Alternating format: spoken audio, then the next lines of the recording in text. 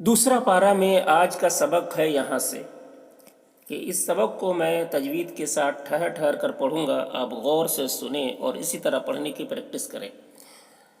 तो चलिए आज का सबक शुरू करते हैं। अऊज़ु बिल्लाहि मिनश शैतानिर रजीम। बिस्मिल्लाहिर रहमानिर रहीम।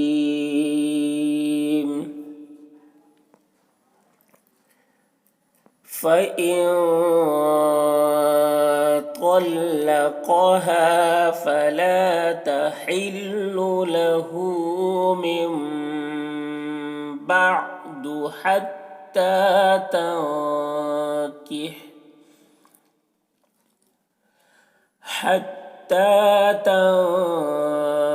تنكح زوجا غيره،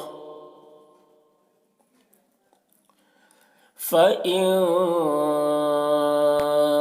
طلقها فلا جناح عليهما أن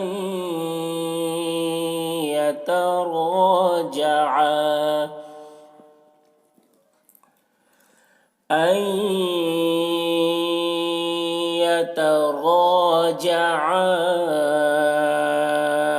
إن ظنا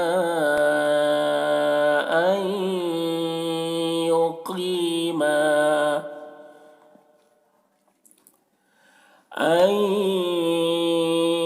يقيما حدود الله،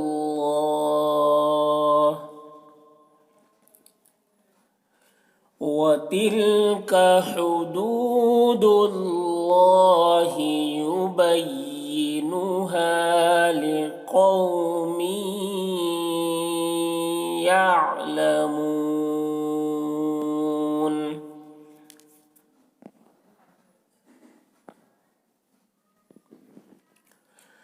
وإذا طلقتم النساء فبلغن أجلهن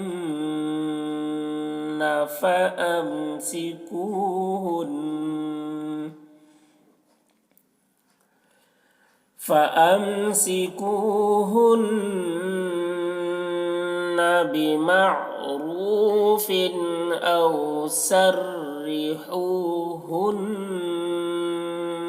بمعروف، ولا تمسكوهن ضرارا لتعتدوا، ومن يفعل ذلك فقد ظلم نفسه. ولا تتخذوا آيات الله هزوا، واذكروا نعمة الله عليكم وما أنزل عليكم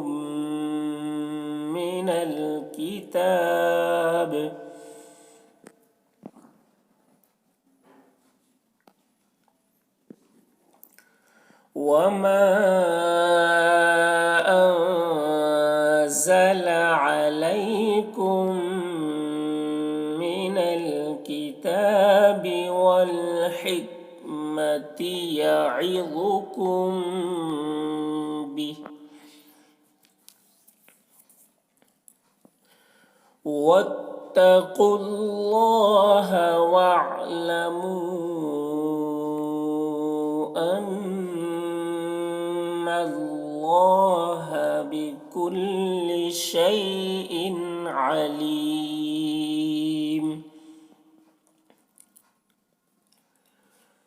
وإذا طلقتم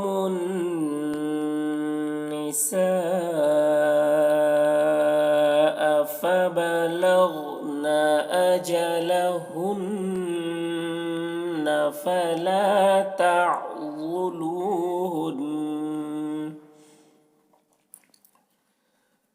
فلا تعضلوهن أن ينكحن أزواجهن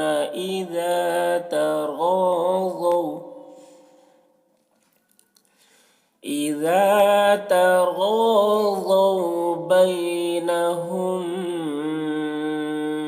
بالمعروف.